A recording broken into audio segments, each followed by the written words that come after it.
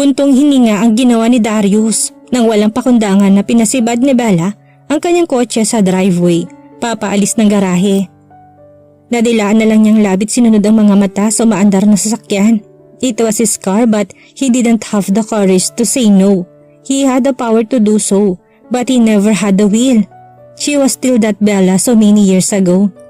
Walang makakapagpatiklop sa isang yun. Pilit naman niyang ginagawa pero talagang palaban at hindi umaatras. Sa kabilang daan si Darius dumaan kanina na umuwi. Nasa balikat niya nakasampay ang kanyang damit. Wala pa siyang maayos na tulog pero napatigil siya nang makita niyang pinaghahampas ni Bella ng walis sa Lila. Jesus, in his mind he wanted to stop her and scold her. But he just ended up watching and wasn't able to walk closer to tell her to stop hitting Lila with the broomstick. Hindi niya gustong tensyon na namumuo sa pagitan ng dalawa. Pero wala siyang magagawa kung parehas na sutil ang mga yon. Tuluyang nakalabas ang sasakyan sa gate at arko. It was very small in his eyes yet he remained staring. Hindi pa rin si Bella nagbago. Hindi ba? Yun ang mga salita ni Mang Kiko na pumukaw sa wisyo ng binatang nakatulala habang nakalabi. Not even a tiny pint, he answered. Wala pa sa atin na nakakahuli na ugali ng bata. Tangi ang yayagwada lang niya. Yun kasi ang nag-alaga sa kanya mula baby pa siya, Mang Kiko. Wala tayong magagawa sa katigasan ng ulo niya at katarayan. Para tayo nag-aabang na makahuli ng pating kapag umasa tayong mahuhuli natin ang ugali ni Bella. Bella. Ani ang napilitan na rin na humakbang para pumasok sa kabahayan. Hindi maalis sa kanyang baling tataw ang nakashort na imaheng ni Bella. He had seen so many women wearing shorts. They say, but what does Bella have to make him feel so mad about her wearing such damn clothes? Maraming nagsusuot noon sa buong Digosman. Normal na lang yun na pang araw-araw na damit ng mga nagagandahang babae doon na may kakayahang magpasilip ng mga singit. Lila was one of those women but his eyes were damp-pulled like piles of logs when Bella showed herself and surpassed all of those women. Hindi ako nawawala ng pag-asa. Mabait naman siya. Anito pang sumunod sa kanya nang pumasok na siya sa loob. He didn't bother to make an answer. Hindi mo ba siya susundan sa mahang iho? Parang buntot ng aso na susunod-sunod kay Darius si Mang Kiko. Mahang? He heard that endearment again. Yun ang tawag ni Guada sa alaga mula noong sanggol pa si Bella. Bukod tangi yun ang tumatawag ng ganun sa baby noon, kaya halos lahat ay nasanay na sa ganung palayong ni Bella. Si Guada ay tubong Bicol at ang mahang na sinasabi tulad din ng salitang mahal. Hindi Mang Kiko, maikling tugon ni Darius na nagpatigil sa matanda sa pagsunod sa kanya. May gusto ka ba? Ipaghahain kita? Darius shook his head. He needs sleep. Yun lang ang kailangan niya sa kanyang buhay sa mga sandaling yon. Kinakamusta nga pala ni Bella mga kaibigan niya dito noon. Baka tumuli siya doon. He paused in the middle of the stairs and inhaled deeply. Isang taong pumasok sa kokote ni Darius na kinakamusta ni Bella. Si Mikey Naval. Ang hinayupak na yon ng tsismosong lalaking sumira sa imahe ni Lilibet sa lahat. Nalaso ng lalaking yun ang isip ni Bella. Kaya kabit ang tingin sa kanya ng dalaga. Kabit ng sariling ina. It was a gossip ignore and didn't pay attention to. Akala ng karamihan ay totoo yon dahil hindi siya nagpakaabalang magpaliwanag. Hindi yun totoo. May mga bagay na sila lang talaga ni Lilibet ang nakakaalam at dahil mahal nila pareha si Bella ay mas pinili niyang huwag na lang ditong sabihin ang maraming bagay para hindi niya yun masaktan. Nasaktan man yun sa mana, at least hindi yun galing sa bunganga niya. May nobyo pala siya sa Maynila at mukhang nag-away sila kaya siya umuwi dito. Dito daw siya magbabakasyon. Hindi si Darius sumagot at tinuloy lang ang pag-akyat. May nahanap na katapat ang isang mataray na babae. Sinong lalaki naman kayang gumago sa prinsesa ni Larry? Darius must congratulate that guy very soon. Kahit na ang Maserati ni Darius ay nagpapahiwatig ng karangyaan sa buhay, yun ang naisip ni Bella habang minamaneho niyang sasakyan na yun at binabaybay ang mahaba tila walang katapusan na daan sa pagitan ng mga kabukiran. Nananalangin siya na walang posteng nakahambala sa daan para wag siyang mapilitang bumalik sa bahay. Cleared pa naman ang daan kahit papano, kaya medyo na-enjoy niya ang view. Sariwang hangin na nagpapalipad sa kanyang mahabang buhok. Dahan-dahan lang patakbo niya dahil pinagmamasdan niya malaking pagbabago sa lahat. Nadaanan niya isang kulay orange na truck, may nakasulat na Bareko. May pamilyar siyang lalaking namukaan Nagmamando sa mga taong nag-aayos ng isang natumbang poste. She stopped the car when she was about to enter the cemetery and looked back. Nakatingin din sa kanyang lalaki habang nakapamewang, suot ang isang engineering helmet. "Mikey?" she immediately asked. Agad nang umiti ang lalaki at napatakbo papunta sa kanya. "Ikaw ba yan, Bella?" Bulalas nito kaya napangiti siya. Ang matured na ni Mikey. Sus mio Marimar, yun pa talagang nasambit ni Bella sa isip na makita ang lalaki. Sa utak niya palihim niya itong inaaral habang papalapit ito. Nagmatured ito, pero taglay pa rin ang kagapuhan na natural na nitong kasama mula noon pa man.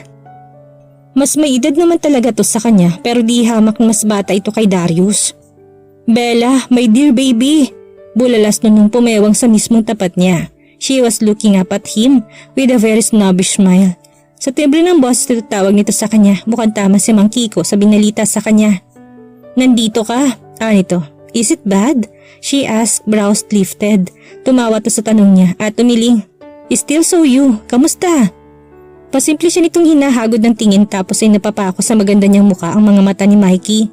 "Quiet good. You?" "Eto." Anito sumulyap sa posteng tinatayo. "Busy sa pagmamando bilang engineer. Kami na may-ari ng semi-private electric cooperative dito." Anito sa kanya na parabang sa pandinig niya ay niyayabangan siya. "Really? Hindi naman niya nakakapagtaka kasi mayaman naman kayo ever since," she said. "You weren't accepting the Jesus invitation? Are you avoiding your friends, Bella?" "I just don't want to add stress to my already stressful life, Mikey. I am not avoiding anyone. I just want to focus on my studies rather than reading chats in the GC." "Nasa med school ka pa ba?" "Yes, I took up BS Pharmacy. Medicine proper na ako." Tumango-tango to. "Pwede ka bang maimbitahang mamasyal ulit sa labas ng asyenda?" "It depends," she shrugged. "Depends on where you're about to bring me." "Mamamasyal lang. Save my number then." Aniya agad na dinugtong ang kanyang numero. Nagmamadali nitong kinapa sa mga bulsa ng pantalon ng smartphone pero bigla siyang napatigil dahil wala namang signal. Paano sila makakapag-usap? "Sunduin mo na lang ako sa bahay. We don't have a signal yet." "Sure," anito sa kanyang nakangisi. "I better get going, Mikey," aniya rito. Natanaw ni Bella ang isang may katandaang lalaki at babae na tumatakbo palapit sa gate ng mausoleo. Tapos ay binuksan yon. "Hindi ba si Senyorita yan?" Tanong ng babae sa puntong Batangas. Hindi pa rin pala napapalitan ng caretaker ng libingan. Bata pa siya naroon ng mag-asawa. "Ako po ito," aniya naman pero ramdam niya na si Mikey nakatingin pa rin sa kanya kaya binalingan niya. "I'm going now, Mikey. Sana'y bilisan yung trabaho. Humahala ka kito saka sumaludo." "Ikaw pa ba? Lakas mo sa akin." Wala siyang reaksyon. Whatever. Matagal na niyang naririnig ang ganung mga kabalistugan at hindi na siya mabibilog muli. Harry did it to her. Well then, may nagbago sa kanya. Tila wala nang appeal sa kanya si Mikey ngayon. Hindi tulad noon na umiiyak siya kapag hindi siya pinapayagan na lumabas kasama ng lalaki. Halos isumpa na niya si Darius kapag ginagawa yun sa kanya. Tamad ni Bella na pinausad ang sasakyan at ngumiti sa mag-asawang caretakers. "Welcome back po, Senyorita. Napakaganda ninyo." Anang lalaki na sa pagkakatanda niya si Mang Rufo ang pangalan. She just smiled. "Bukas po sa mausoleo ni na Dad. Narito Senyoritang Susi dahil hindi nagana ng digital, walang kuryente." Naman ang babae sa binigay sa kanyang nakakwintas na susi. "Samahan ko kayo. No need to manang. Thank you." Aniya't kagad na kinuha yon. Diretso na siya sa pagmamaneho. Medyo nasa dulong libingan ng kanyang mga magulang. Marami doong puno pero parang hindi binagyo dahil wala ng kalat sa daan. Napatingin siya sa libingan ng kanyang mga ninuno tapos ay sa isang mausoleo naman ni Darius ang nakatira. She was aware that Darius' father was her mom's best friend. Nagtataka lang si Bella ng labis bakit doon din nakalibing ang hindi naman di Guzman. May mausoleo rin yon na singganda ng sa mga magulang at ninuno niya. Ganong katindi ang relasyon ni na Ferit at ni Lilibet. Minsan gusto rin ni Bella ang pagtakhan kung bakit pero dadagdagan na naman ba niyang karumihan ng kanyang isip. Kahit naiisip niya ayaw niya padunihin lalong haka-haka. Minsan nga naisip niya noon na baka anak ng mami niya si Darius kay Ferit. Ibig sabihin noon magkapatid talaga sila. Tapos minsan naman iniisip niya na anak siya ng daddy niya sa ibang babae. Tapos malakas ang kutob niya na boyfriend ng mami niya si Darius noon, kaya itong nakakuha ng lahat. Ang dami na niyang naisip pero hindi niya alam kung alin doon ang totoo. She pulled over. Bumaba si Bella sa sasakyan at napatingin sa tulay na kahoy sa mahindi kalayuan. Mataas pa rin ang tubig sa sapa pero napakalinaw. Galing yun sa pinakadulong bahagi ng asyenda kung saan bulubundukin at may batis. Hindi siya doon pupunta dahil may humahalinghing daw doon na babaeng multo, sabi nun ng mga trabahante. Tapos nang magawi siya, ang humahalinghing pala sa loob ng kuwebang natatakpan ng waterfalls ay ang mga babae ni Darius. Sus ko! Naglakad siya papunta sa mausoleo ng kanyang mga magulang at binuksan ang salaming pinto. Tinulak niya yun at tinayaan lang na nakabukas. Napatingin siya sa larawan ng kanyang ama at ina. Malalaki. Dahil sa modernong panahon, kitang-kita niyang kaibahan ng kulay ng litrato ng mga yon. Medyo naninilaw ang mga yon at kupas sa mga kulay. Hindi tulad sa mga litrato ngayon na buhay ang mga kulay. It's been years, Mom and Dad. Ani ang may buntong hininga. She's all alone. Matagal na siyang nag-iisa. Walang isang tunay na kapatid na nagmamahal sa kanya. Bakit ba hindi nag-anak ng marami ang dalawa para sana'y marami siyang karamay?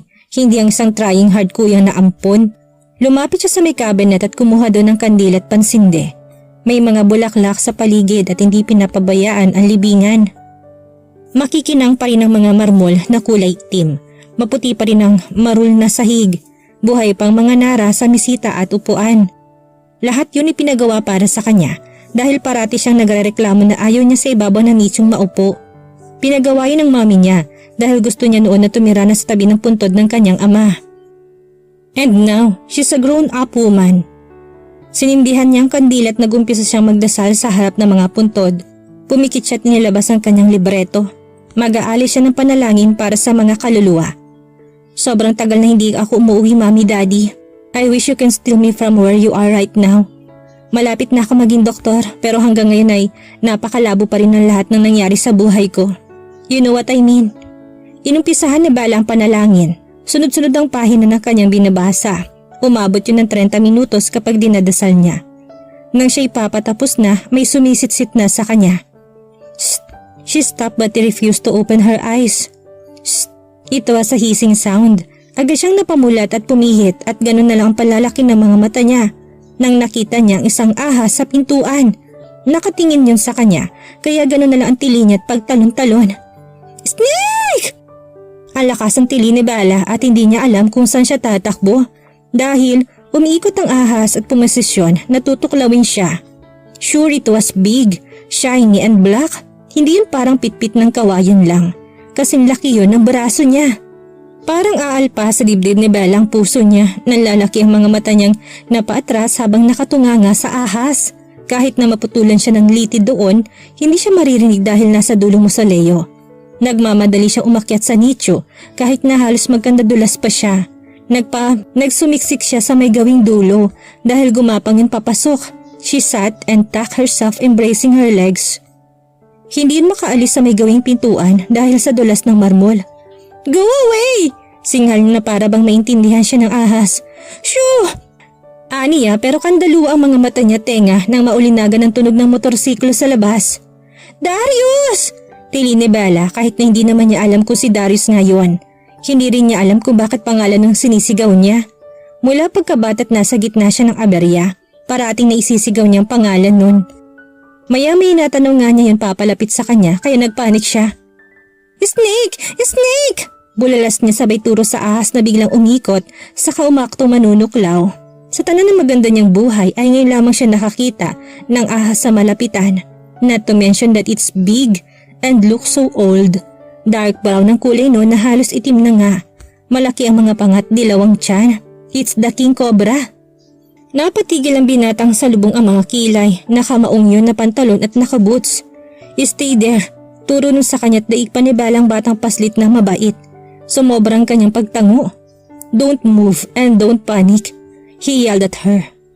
Mas mabilis pa sa militaring naging pagsunod ni Bella sa utos ni Darius sa kanya. Halos siguro kahit na paghinga-hinigit na rin niya. Baka maramdaman ng ahas na humihinga siya at akyatin siya. Nawala si Darius sa paningin niya kaya nagpanik ang kanyang sistema. Sana'y pumunta. Darius! Don't dare leave me here! Nandito lang ako. Naghahanap ng pangkuha, kamahalan. Ani yun sa kanya kaya napatigil siya. Humaba ang leg niya at natanaw niya ito sa bintana. Akala niya iniwan siya ni Darius. Mali pala siya. Maya-may naglakad dito pabalik at nasa may pintuan na para siyang mamamatay ng halos nagkandulas-dulas ang ahas sa paggapang.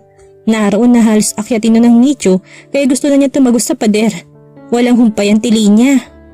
Si Darius ay parang walang takot na lumapit. Dalang isang maliit na kahoy na parang tinidor ang dulo. Tapos ay isang pangsipit. "What will you do?" tanong ni Bella dahil parang tingin niya dadakpin itong ahas sa halip na patayin. "Huhulihin ko." Anito kay nalaglag ang kanyang panga. "Huhulihin? Ano?" Daig pa nitong manghuhuli ng isang bulati lang. "Are you crazy? That's not a bulati. That's a snake," she angrily told her. "Alam ko na this is not a bulati." Gagad naman ni Darius sa dialogue niya kaya kandatulis ang labi niya. "Tutuklawin ka na, napaka-arte mo pa." Nainis ni Bella ang sinarang bunganga. Nainis siya dahil hindi na magkandaugagang kobra na makaalis at si Darius na ang humabol doon habang siya'y hinahabol ng ahas. Napatili siya ng mabilis na kumiwal-kiwal ang ahas. Be careful, baka katuklawin." Ani ang wala sa isip. Dapat ay pinalangin nga niyang tuklawin na to't mamatay para sa kanya ng dapat sa kanya pero hindi niya kaya. She isn't that bad. Hindi niya kaya humiling ng kamatayan para sa isang tao kahit na galit na siya. His eyes moved sideways to glance at her. "Don't look at me! Wala sa mukha kong ahas!" Galit na sabi ni Bella dito. Nagpipilit na umikot ang kobra pero hindi na magawa. Tinusok na yun ni Darius sa may leeg gamit ang tinidor. Saka inipit din doon na isang stainless snake tong. Tinas nito yon sa ere sa may harap niya kaya ganun na lang ang pagsusumiksik niya sa pader. "Daddy!" Gusto na ni Bella na tumago sa semento. Napakahaba ng kobra at ang taba pa. "Patayin mo na!" Galit na utos niya kay Darius. "No, sweetheart." Anito habang tinititigan ang ahas. "What? Sweetheart? Ew, kadiri!" Para siya nang tinamaan doon ng kung ano. It echoed in her mind. What did he call her? What do you think you'll do to that thing if you will not kill it? Baka katuklawin yan. Ani ang hindi maitikal ng sarili sa pader. The snake's body is swirling. Hindi namin pinapatay ang ganito dito. We collect it and give it to the authorities for proper disposal. You mean keep it? No way, kung makatakas yan. Snakes are afraid of humans. Gumagapang sila paalis kapag nararamdaman ng presensya mo. Sira ulo ka ba? Hindi na ginawa niya sa akin kanina. Tutuklawin niya ako kaagad. Then baka naramdaman niya sa'yo yung panganib. Panganib? Bulalas ni Bella, laglag ang mga panga. Sa akin panganib, sa bibig mo. Anito sabay talikod pero nariyan na si Mang Rufo. May bitbit na katsa. Nakita niya na patanga pang matanda dahil sa sinabi ni Darius habang siya'y usok na usok ang ilong. Anong ibig nitong sabihin na mas makamandag pagbunganga niya kaysa sa kobra? She disregarded what he said. Luminga siya sa paligid dahil baka may ahas pa kung saan-saan. Kulang ang salitang nakataas ang lahat ng balahibo niya sa katawan. Mabuti na lamang at walang ahas sa cabinet pagbukas niya. She saw that Darius put the snake inside the bag, made up of cloth. Hindi ba yung delikado? Walang koleksyon ngayon, senyorito. Ganun po ba? Pwede siguro itong pakawalan sa madawag na lugar. Sa dati tapos papahanap na lang natin sa mga snake hunters. Opo, senyorito. Susko, bakit ganun si Darius? Kahit na makamandag na ahas ay ayaw nitong patayin at saktan. Binuhusan ni Mang Rufo na alkohol ang kamay ng binata matapos na maisara ang bag. Nakanganga si Bella sa mga ito at napalunok siya ng laway nang makita niyang umaalon-alon ng katsa. Para siyang naliw sa nakita. It was so creepy and made her cringe. Pumihit si Darius nang makaalis na si Mang Rufo. Lumapit sa nichong nakapamewang. He was staring at her but she was still staring at nowhere. Darius picked up her booklet and looked at it. Wala itong imik na mas lumapit pa sa kanya at inabot siya. Out of her mind, she came closer to him and hugged onto his knee. Agad naman siya nitong kinargat binaba siya mula sa ibabaw ng nichong kinatatayuan niya. She looked at his face and scanned it. Kapag kuwanin napalunok siya nang bigla siya nitong tingnan. Walang duda na nagkagusto dito ang ina niya. Napakagandang lalaki na magsasaka na to. At walang tatalo sa lakas ng apil kahit na sinong artista man. Kapag kuwanin ay marko mga kilay nito kaya napakurap siya. Baba na, ano pa bang hinihintay mo, Bella? Anito kay natauhan siya bigla. Ganyan nilapat ang mga paa niya sa sahig tapos ay inabot nito sa kanya ang libreto.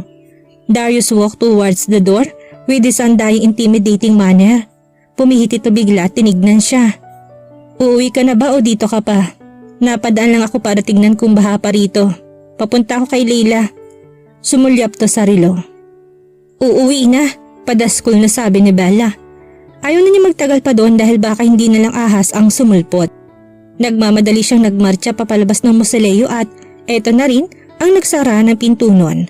At dito na po nagtatapos ang 5 kabanata ng ating kwento at sana'y muli niyo po akong samahan sa mga susunod pang kabanata. Maraming salamat po at ingat po tayong lahat.